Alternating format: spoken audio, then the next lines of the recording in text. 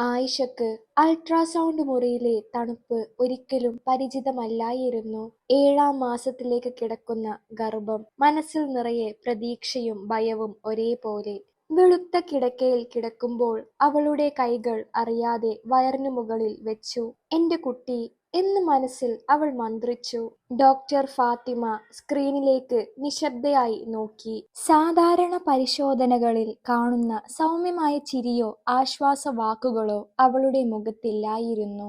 ആ മൗനം ആയിഷയുടെ നെഞ്ചിടിപ്പ് കൂട്ടി. "ഡോക്ടർ, എന്തെങ്കിലും പ്രശ്നമുണ്ടോ?" ആയിഷ ഭയത്തോടെ ചോദിച്ചു. ഡോക്ടർ ഫാത്തിമ ഒരു നിമിഷം മടിച്ചു. പിന്നെ കസേരയിലേക്ക് മാറിയിരുന്ന് ആയിഷയെ നേരെ നോക്കി. "കുഞ്ഞിന് കുഴപ്പമൊന്നുമില്ല," അവൾ പറഞ്ഞു. "പക്ഷേ വേറൊരു കാര്യം എനിക്ക് നിന്നോട് പറയാനുണ്ട്." ആയിഷക്ക് തല ചുറ്റി. "എന്താണ് ഡോക്ടറെ?" ഡോക്ടർ ഫാത്തിമയുടെ ശബ്ദം താഴ്ന്നു. "നിങ്ങൾ IVF ചികിത്സക്കായി നൽകിയ ഫയലുകളും സാമ്പിൾ റെക്കോർഡുകളും ഞാൻ വീണ്ടും പരിശോധിച്ചു. അൾട്രാ സ്കാനിങ്ങിലുള്ള ചില മെഡിക്കൽ സൂചനകൾ എനിക്ക് സംശയം തോന്നുന്നു." "സംശയമോ?" ആയിഷയുടെ കൈകൾ വിറച്ചു. "ആയിഷ," ഡോക്ടർ പറഞ്ഞു, "ഈ കുഞ്ഞിന്റെ ജനറ്റിക് പാറ്റേൺ നിങ്ങളുടെ ഭർത്താവ് റഷീദിന്റെ സാമ്പിളുമായി പൊരുത്തപ്പെടുന്നില്ല." ആ വാക്കുകൾ ആയിഷയുടെ ചെവിയിൽ മുഴങ്ങി. "അതിന്റെ അർത്ഥം എന്താ ഡോക്ടർ?" "നിങ്ങളുടെ ഭർത്താവ് നൽകിയ സാമ്പിൾ മാറ്റിയിരിക്കാനുള്ള സാധ്യത വളരെ കൂടുതലാണ്," ഡോക്ടർ ഫാത്തിമ പറഞ്ഞു. "അതൊരു യാദൃശ്ചികമായ പിഴവല്ല." ആയിഷക്ക് ശ്വാസം മുട്ടി. റഷീദ്, 5 വർഷത്തെ വിവാഹം, എത്ര പ്രാർത്ഥനകൾ, എത്ര ആശുപത്രി വരവുകൾ, എല്ലാം ഒരു നിമിഷത്തിൽ പൊളിഞ്ഞു വീണതുപോലെ. "പക്ഷേ എന്തിന്?" അവൾ കരഞ്ഞുകൊണ്ട് ചോദിച്ചു. ഡോക്ടർ ഫാത്തിമയുടെ കണ്ണുകളിൽ കുറ്റബോധം നിറഞ്ഞു. "ഞാൻ പറയാൻ പോകുന്ന കാര്യം നിനക്ക് വേദനയുണ്ടാക്കാം. എന്റെ സഹോദരി ആശുപത്രിയിലെ ലാബുമായി ബന്ധപ്പെട്ട ജോലിയാണ് അവൾക്ക്. റഷീദ് അവളെ സമീപിച്ചതായി എനിക്ക് തെളിവുകൾ ലഭിച്ചു. പണം നൽകി സാമ്പിൾ മാറ്റാൻ." ആയിഷയുടെ കണ്ണുകളിൽ ഇരുട്ട് വീണു. "ഏയ്, ഇക്ക അങ്ങനെ ഒരിക്കലും ചെയ്യില്ല." "ചെയ്തിട്ടുണ്ട്," ഡോക്ടർ ഫാത്തിമ പറഞ്ഞു. "അവൻ മറ്റൊരു വിവാഹത്തിന് തയ്യാറെടുക്കുകയാണ്. ഈ കുഞ്ഞ് തന്റേതല്ലെന്ന് തെളിയിക്കാൻ DNA ടെസ്റ്റും ചെയ്യാനിരിക്കുകയാണ്." അൾട്രാസൗണ്ട് മുറിയിലെ നിശബ്ദത അസഹ്യമായി. ആയിഷയുടെ വയറ്റിലെ കുഞ്ഞ് ചെറുതായി അനങ്ങി. അവൾ വയറിലേക്ക് നോക്കി പൊട്ടിക്കരഞ്ഞു. "ഡോക്ടറെ, ഇനി ഞാൻ എന്ത് ചെയ്യും?"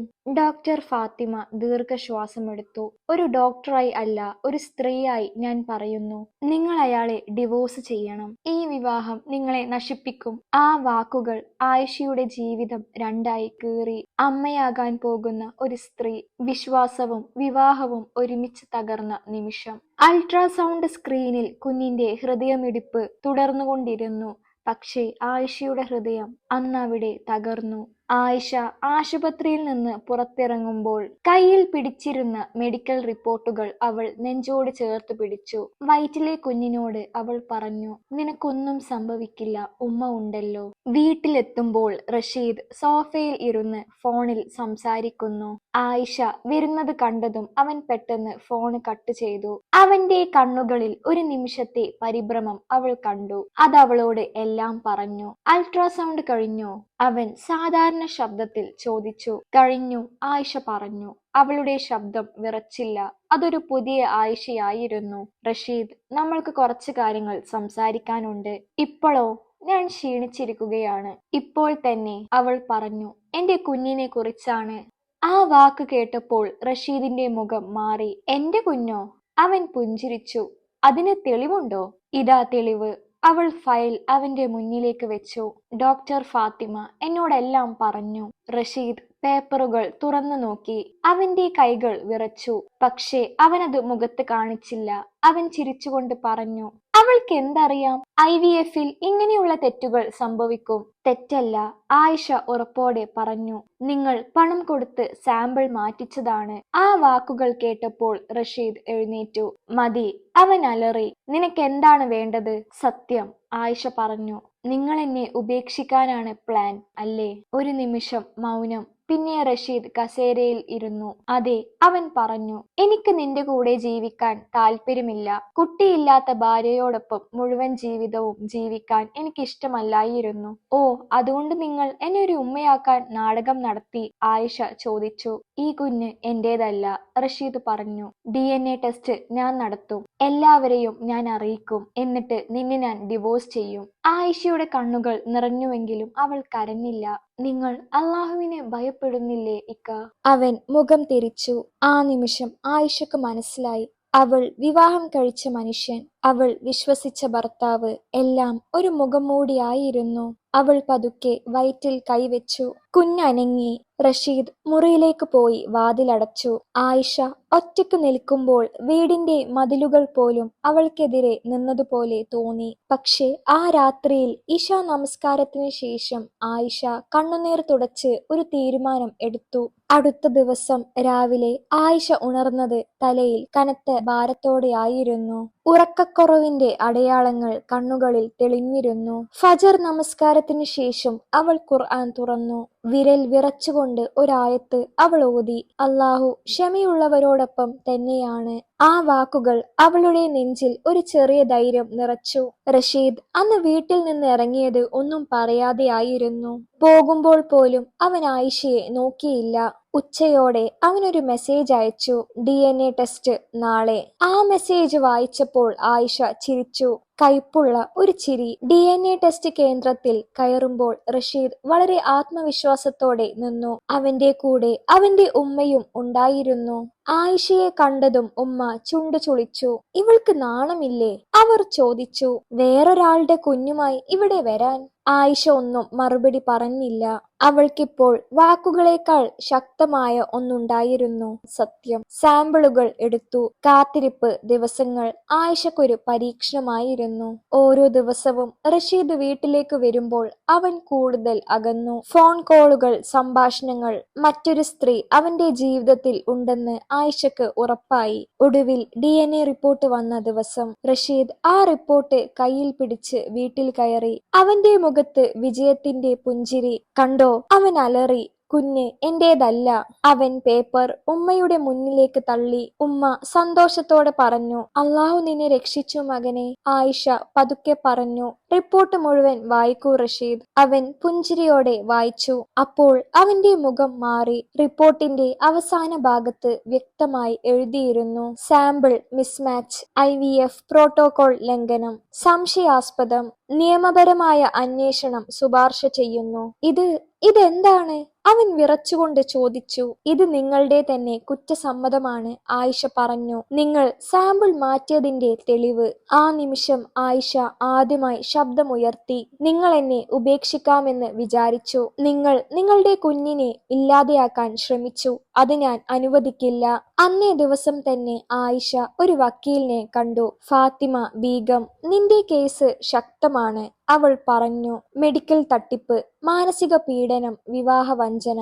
വീട്ടിലേക്ക് മടങ്ങുമ്പോൾ ആയിഷക്ക് പേടി തോന്നിയില്ല. വയറ്റിലെ കുഞ്ഞ് വീണ്ടും അനങ്ങി. നിനക്ക് വേണ്ടി നിന്റെ ഉമ്മ പോരാടും, അവൾ വയറ്റിൽ തഴുകിക്കൊണ്ട് പറഞ്ഞു. DNA റിപ്പോർട്ട് വന്നതിന് ശേഷം റഷീദ് വീട്ടിൽ അധികം തങ്ങുന്നില്ലായിരുന്നു. അയാളുടെ ചുവടുകൾ മാറി. കണ്ണുകളിൽ ധൈര്യമില്ല, ഒരശാന്തി. ആയിഷ അത് ശ്രദ്ധിച്ചു.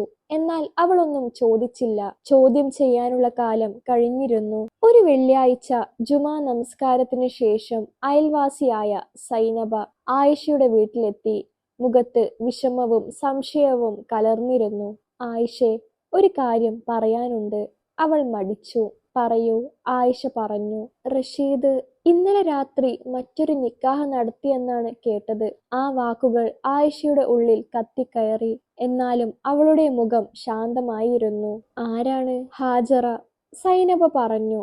നഗരത്തിലെ വലിയ വ്യാപാരിയുടെ മകൾ. രഹസ്യമായിട്ടാണ് നടന്നത്.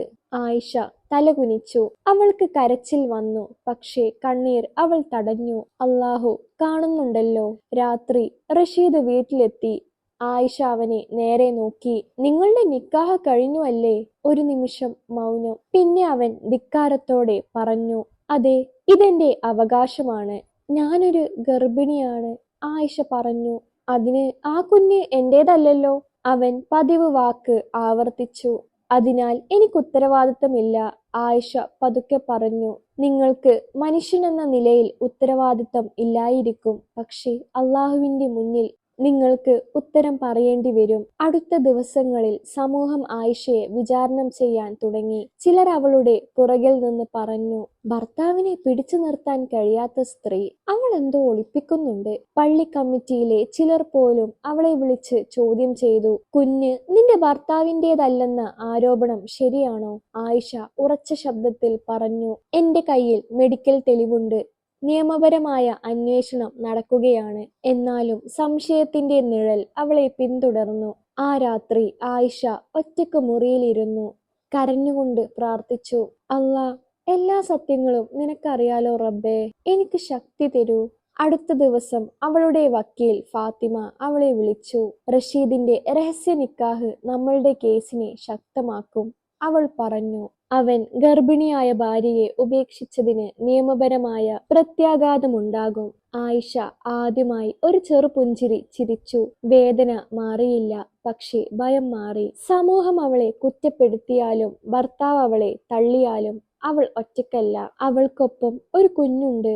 അവളുടെ പക്ഷത്ത് സത്യമുണ്ട്. അവളുടെ മുകളിൽ അള്ളാഹുവിന്റെ കാവലുണ്ട്.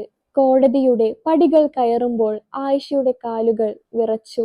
ഗർഭിണിയായ ശരീരം, മനസ്സിൽ നിറഞ്ഞ ഭയം, എങ്കിലും മുഖത്ത് ഉറച്ച തീരുമാനം. അവൾ വയറ്റിൽ കൈവച്ച് പതുക്കെ ശ്വാസമെടുത്തു. കോടതി മുറിയിൽ റഷീദ് ആത്മവിശ്വാസത്തോടെ ഇരിക്കുന്നു. അവന്റെ അടുത്ത് പുതിയ ഭാര്യയായ ഹാജറയും ഉണ്ടായിരുന്നു. റഷീദിന്റെ ഉമ്മയുടെ കണ്ണുകളിൽ വിജയത്തിന്റെ തിളക്കം. ആയിഷയെ അവർ ഒന്ന് നോക്കി, പിന്നെ മുഖം തിരിച്ചു. കേസ് വിളിക്കപ്പെട്ടു.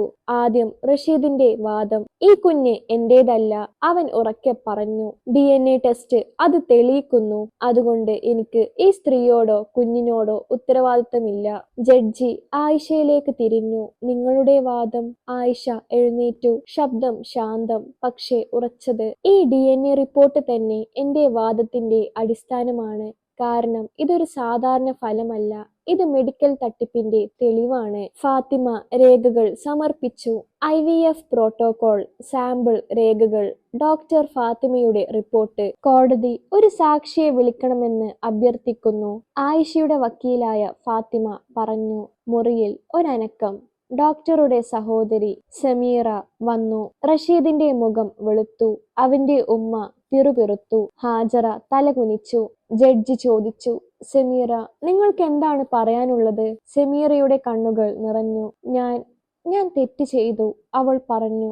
റഷീദ് എന്നെ സമീപിച്ചു. വലിയ തുക വാഗ്ദാനം ചെയ്തു. അയാൾ എന്നോട് പറഞ്ഞു, ഈ കുഞ്ഞുണ്ടായാൽ ഞാൻ കുടുങ്ങും. കോടതി മുറി നിശബ്ദമായി. അവൻ പറഞ്ഞു, IVF സാമ്പിൾ മാറ്റിയാൽ പിന്നെ DNA ടെസ്റ്റിലൂടെ ആയിഷയെ കുറ്റക്കാരിയാക്കാമെന്ന്. സമീറ തുടർന്നു, ഞാൻ പാപം ചെയ്തു, പക്ഷെ എനിക്കിനി സഹിക്കാനാകില്ല. റഷീദ് എഴുന്നേറ്റു. ഇവൾ കള്ളം പറയുകയാണ്, ജഡ്ജി ഒച്ചത്തിൽ പറഞ്ഞു. മതി, സമീറ തുടർന്നു. അവന് മറ്റൊരു സ്ത്രീയെ വിവാഹം ചെയ്യാൻ പദ്ധതിയിട്ടിരുന്നു. കുട്ടികളില്ലാത്ത ഭാര്യയെ ഉപേക്ഷിക്കാൻ ഇതായിരുന്നു വഴി. ആയിഷയുടെ കണ്ണുകളിൽ കണ്ണുനീർ നിറഞ്ഞു. ജഡ്ജി വിധി താൽക്കാലികമായി പ്രഖ്യാപിച്ചു. ഈ കേസ് ഗുരുതരമായ മെഡിക്കൽ തട്ടിപ്പാണ്. പ്രതിക്കെതിരെ ക്രിമിനൽ അന്വേഷണം ആരംഭിക്കും. ഭാര്യക്കും കുഞ്ഞിനും സംരക്ഷണം ഉറപ്പാക്കും. റഷീദിന്റെ ശരീരം വിറച്ചു. അവൻ ആദ്യമായി ആയിഷയെ നോക്കി, ഭയം നിറഞ്ഞ കണ്ണുകളോടെ. കോടതി മുറിയിൽ നിന്നിറങ്ങുമ്പോൾ ആയിഷ പതുക്കെ വയറ്റിൽ കൈവച്ച് പറഞ്ഞു, കണ്ടോ കുഞ്ഞെ, സത്യം ഒരിക്കലും മറച്ചു വെക്കാൻ ആവില്ല. കോടതി വിധിക്കു പിന്നാലെ റഷീദിന്റെ ജീവിതം തകർന്നു. മെഡിക്കൽ തട്ടിപ്പിന്റെ അന്വേഷണം തുടങ്ങിയതോടെ അവന്റെ ജോലി സ്ഥാപനത്തിൽ നിന്ന് നോട്ടീസ് വന്നു. നിങ്ങൾക്കെതിരെയായ കേസ് തീരുന്നതുവരെ ജോലിയിൽ നിന്ന് ഒഴിവാക്കുന്നു. ആ കത്ത് കയ്യിൽ പിടിച്ചു നിൽക്കുമ്പോൾ ഒരിക്കൽ താൻ എല്ലാം നിയന്ത്രിക്കാമെന്ന് വിചാരിച്ച മനുഷ്യൻ ഇപ്പോൾ സ്വന്തം നിഴലിനെയും ഭയപ്പെടുന്ന നിലയിലായിരുന്നു. ഹാജറയുടെ വീട്ടിലും പ്രശ്നങ്ങൾ തുടങ്ങി. രഹസ്യ നിക്കാഹ് ഒരഭിമാനമായാണ് അവൾ കണ്ടത്. കുട്ടിയില്ലാത്ത ഭാര്യയെ വിട്ട് എന്നെ തിരഞ്ഞെടുത്ത പുരുഷൻ എന്നായിരുന്നു അവളുടെ മനസ്സിൽ. പക്ഷേ കോടതിയിലെ സാക്ഷ്യവും സമീറയുടെ വെളിപ്പെടുത്തലും കേട്ടപ്പോൾ അവളുടെ ഉള്ളിൽ സംശയം കയറി തുടങ്ങി. ഒരു രാത്രി അവൾ റഷീദിനോട് ചോദിച്ചു, നിങ്ങൾ ആയിഷയോട് ചെയ്തതെല്ലാം സത്യമാണോ? റഷീദ് മറുപടി പറഞ്ഞില്ല. മൗനം തന്നെ കുറ്റസമ്മതമായി. നാളെ ആയിഷയുടെ സ്ഥാനത്ത് ഞാനായിരുന്നുവെങ്കിൽ? ഹാജറ ചോദിച്ചു. എന്നെയും നിങ്ങൾ ഇങ്ങനെ ഉപേക്ഷിക്കില്ലേ? റഷീദ് ഒന്നും മറുപടി പറഞ്ഞില്ല.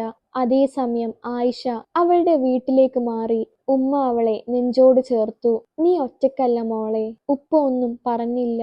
അയാൾ മകളുടെ തലയിൽ കൈവച്ചു. ആ സ്പർശനത്തിൽ ആയിഷക്ക് വർഷങ്ങളായി നഷ്ടപ്പെട്ട സുരക്ഷിതത്വം വീണ്ടും തോന്നി. ഒരു ദിവസം ഡോക്ടർ ഫാത്തിമ അവളെ സന്ദർശിച്ചു. "നീ ധൈര്യമുള്ളവളാണ്." ആ വാക്കുകൾ ആയിഷയുടെ കണ്ണുകൾ നനച്ചു. "എനിക്ക് ധൈര്യം തന്നത് എന്റെ കുഞ്ഞാണ്." അന്നേ ദിവസം ഹാജറ ആയിഷയെ കാണാൻ വന്നു. അനുമതി വാങ്ങി അകത്ത് കയറി. അവളുടെ മുഖത്ത് കുറ്റബോധം മാത്രം. "എനിക്ക് മാപ്പ് തരണം," ഹാജറ പറഞ്ഞു. "ഞാൻ സത്യമറിയാതെ മറ്റൊരു സ്ത്രീയുടെ കണ്ണീരിൽ എന്റെ സന്തോഷം കണ്ടു." ആയിഷ ഒരു നിമിഷം മൗനമായി. പിന്നെ പറഞ്ഞു, "മാപ്പ് അല്ലാഹുവിന്റെ കയ്യിലാണ്. എനിക്ക് നിന്നോട് വൈരാഗ്യമില്ല." ഹാജറ കരഞ്ഞു. അവൾ അന്ന് തന്നെ റഷീദിന്റെ വീട്ടിൽ നിന്ന് ഇറങ്ങി. കോടതിയിലെ അവസാനത്തെ ദിവസം. ആയിഷ ഗർഭകാലത്തിന്റെ അവസാന മാസത്തിലായിരുന്നു. നടക്കുമ്പോൾ പോലും ഓരോ ചുവടും സൂക്ഷ്മമായിരുന്നു. ജഡ്ജി വിധി വായിച്ചു. പ്രതി റഷീദ് മെഡിക്കൽ തട്ടിപ്പിലും വിവാഹ വഞ്ചനയിലും കുറ്റക്കാരനാണെന്ന് കോടതി കണ്ടെത്തുന്നു. പരാതിക്കാരിക്ക് നിയമപരമായ വിവാഹമോചനവും കുഞ്ഞിന്റെ പൂർണ്ണ സംരക്ഷണാവകാശവും നൽകുന്നു. കൂടാതെ സാമ്പത്തിക സഹായം നിർബന്ധമാക്കുന്നു. കോടതി മുറിയിൽ മൗനം. റഷീദിന്റെ തല താഴ്ന്നു. ഒരിക്കൽ താൻ എല്ലാം നിയന്ത്രിക്കാമെന്ന് വിചാരിച്ച മനുഷ്യൻ ഇന്ന് സ്വന്തം പ്രവൃത്തികളുടെ ഭാരത്തിൽ തകർന്നിരിക്കുന്നു. ആയിഷ കണ്ണടച്ചു. "അൽഹംദുലില്ലാ," അവൾ പറഞ്ഞു. കോടതിയിൽ നിന്ന് ഇറങ്ങുമ്പോൾ തന്നെ അവൾക്ക് വയറ്റിൽ വേദന തോന്നി. ഉമ്മ ഭയത്തോടെ ചോദിച്ചു, "മോളെ, ഡോക്ടറെ വിളിച്ചു." "ഇത് പ്രസവവേദനയാണ്." ആയിഷയുടെ കണ്ണുകൾ നിറഞ്ഞു. ആയിഷയെ ആശുപത്രിയിൽ പ്രവേശിപ്പിച്ചു. ലേബർ റൂമിൽ അവൾ കണ്ണടച്ച് കിടന്നു. ഓരോ വേദനയിലും അവൾ ദുആ ചെയ്തു, "അല്ലാ, എന്റെ കുഞ്ഞിനെ സംരക്ഷിക്കണം." അവസാനം ഒരു ചെറു കരച്ചിൽ. "അൽഹംദുലില്ലാ, ആരോഗ്യമുള്ള ഒരു പെൺകുഞ്ഞാണ്," ഡോക്ടർ പറഞ്ഞു. ആയിഷയുടെ കണ്ണിൽ നിന്ന് കണ്ണുനീർ ഒഴുകി. കുഞ്ഞിനെ നെഞ്ചോട് ചേർത്തപ്പോൾ ലോകം മുഴുവൻ നിശബ്ദമായതുപോലെ. ആ നിമിഷം റഷീദ് പുറത്തു നിൽക്കുന്നുണ്ടായിരുന്നു. വിധിയും കുഞ്ഞിന്റെ ജനനവും ഒരേ ദിവസം. അവൻ ദൂരത്ത് നിന്നു. അടുത്തു വരാൻ അവകാശമില്ലെന്ന് അവൻ അറിയാം. കുഞ്ഞിന്റെ പേര് ആയിഷ തിരഞ്ഞെടുത്തു. സബീഹ, പ്രഭാതം എന്നർത്ഥം. ഇരുട്ടിനു ശേഷമുള്ള എന്റെ ജീവിതത്തിലെ വെളിച്ചം, അവൾ പറഞ്ഞു. സബീഹയുടെ ജനനത്തിന് ശേഷം ദിവസങ്ങൾ ആയിഷയുടെ ജീവിതത്തിൽ ഒരു പുതിയ താളത്തിൽ ഒഴുകി. ഉറക്കമില്ലാത്ത രാത്രികൾ, കുഞ്ഞിന്റെ ചെറുകരച്ചിൽ, പാലിന്റെ മണം, എല്ലാം അവൾക്ക് ക്ഷീണം തന്നെങ്കിലും അതൊരു മധുരവേദനയായിരുന്നു. ഓരോ തവണയും സബീഹയുടെ വിരൽ തന്റെ വിരലിൽ തൊടുമ്പോൾ ആയിഷക്ക് തോന്നി, എന്റെ ജീവിതം ഇനി ശൂന്യമല്ല. അതിനിടയിൽ റഷീദിന്റെ ലോകം പൂർണ്ണമായി മാറി. ജോലി നഷ്ടമായി. സമൂഹത്തിന്റെ നോട്ടം, കോടതിയിലെ അപമാനം, എല്ലാം അവനെ ഉള്ളിൽ നിന്ന് തിന്നുകഴിഞ്ഞിരുന്നു. ഹാജറ അവനെ വിട്ടുപോയി. ഒരു ദിവസം റഷീദ് ആയിഷയുടെ വീട്ടിന്റെ മുന്നിൽ വന്നു നിന്നു. വാതിൽ തുറന്നത് ആയിഷയുടെ ഉപ്പയാണ്. "എന്താണ് വേണ്ടത്?" അയാൾ ചോദിച്ചു. എനിക്ക് ആയിഷയോടൊന്ന് സംസാരിക്കണം," റഷീദ് തലകുനിച്ച് പറഞ്ഞു. ആയിഷ ഉള്ളിൽ നിന്ന് പുറത്തു വന്നു. കയ്യിൽ സബീഹ. അവൾ റഷീദിനെ നോക്കി. "നീ എന്നോട് ക്ഷമിക്കണം," റഷീദ് പറഞ്ഞു. "ഞാൻ ചെയ്തതെല്ലാം വലിയ പാപമാണ്." ആയിഷ കുഞ്ഞിനെ നെഞ്ചോട് ചേർത്തു. "മാപ്പ് ചോദിക്കാൻ എളുപ്പമാണ് റഷീദ്. പക്ഷേ ഒരു പ്രാവശ്യം തകർന്ന വിശ്വാസം തിരികെ കൊണ്ടുവരാൻ കഴിയില്ല. എനിക്കെന്റെ കുഞ്ഞിനെ കാണാൻ അവകാശമുണ്ടോ?"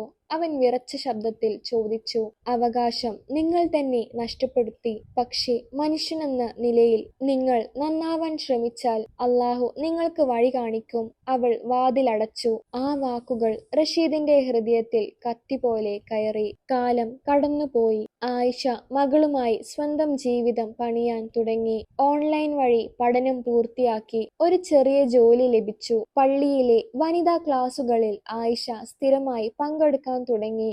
അവിടെ അവൾ പരിചയപ്പെട്ടു അബ്ദുൽ ഹക്കീമിനെ. ഭാര്യ 2 വർഷം മുന്നേ മരിച്ചു. ശാന്ത സ്വഭാവം, അറിവുള്ള വ്യക്തി. ആദ്യം അതൊരു സൗഹൃദമായിരുന്നു. കുട്ടികളുടെ വിദ്യാഭ്യാസത്തെക്കുറിച്ചുള്ള സംസാരങ്ങൾ. അബ്ദുൽ ഹക്കീം ഒരിക്കൽ അവളോട് പറഞ്ഞു, "പരീക്ഷണങ്ങൾ നമ്മളെ തകർക്കാനല്ല, രൂപപ്പെടുത്താനാണ്." ആ വാക്കുകൾ ആയിഷയുടെ മനസ്സിൽ പതിഞ്ഞു. അവൾക്കിപ്പോൾ വീണ്ടും വിവാഹത്തെക്കുറിച്ച് ചിന്തിക്കാൻ സമയമില്ലായിരുന്നു. അവൾക്കിപ്പോൾ ഏറ്റവും പ്രിയപ്പെട്ടത് അവളുടെ മകളാണ്. സബീഹക്ക് 6 മാസം പൂർത്തിയായപ്പോൾ ആയിഷയുടെ ജീവിതം മറ്റൊരു ഘട്ടത്തിലേക്ക് കടന്നു. ഒരിക്കൽ അവൾ അവളെ കുറ്റപ്പെടുത്തിയിരുന്ന അതേ സമൂഹം ഇപ്പോൾ പതുക്കെ അവളുടെ ശക്തിയെ അംഗീകരിക്കാൻ തുടങ്ങി. അവൾ ഒറ്റയ്ക്ക് പൊരുതി ജയിച്ചു എന്ന് ചില സ്ത്രീകൾ പരസ്പരം പറയുന്നത് ആയിഷ കേട്ടു. ആ വാക്കുകൾക്ക് അവൾക്ക് അഭിമാനം തോന്നിയില്ല, ഒരു ശാന്തമായ സംതൃപ്തി മാത്രം. ഒരു ദിവസം വനിതാ ക്ലാസിന് ശേഷം പള്ളി കമ്മിറ്റി ആയിഷയെ സമീപിച്ചു. നിങ്ങൾ അനുഭവിച്ച കാര്യങ്ങൾ മറ്റു പെൺകുട്ടികൾക്ക് ഒരു പാഠമാണ്, അവർ പറഞ്ഞു. അതിനെക്കുറിച്ച് സംസാരിക്കാൻ നിനക്ക് താല്പര്യമുണ്ടോ? ആയിഷ ആദ്യം മടിച്ചു. പക്ഷേ രാത്രിയിൽ സബീഹയെ നെഞ്ചോട് ചേർത്ത് കിടക്കുമ്പോൾ അവൾ ആലോചിച്ചു, എന്റെ മൗനം മറ്റൊരാളുടെ വേദനയ്ക്ക് കാരണം ആവരുത്. അവൾ സമ്മതിച്ചു. ആ ദിവസം അവൾ സംസാരിച്ചപ്പോൾ മുറി നിശബ്ദമായി. ഇതെന്റെ കഥ മാത്രമല്ല, ആയിഷ പറഞ്ഞു. വിവാഹം എന്നത് സഹനത്തിന്റെ പേരിൽ അനീതിയെ സഹിക്കേണ്ട ഒരു കാര്യമല്ല.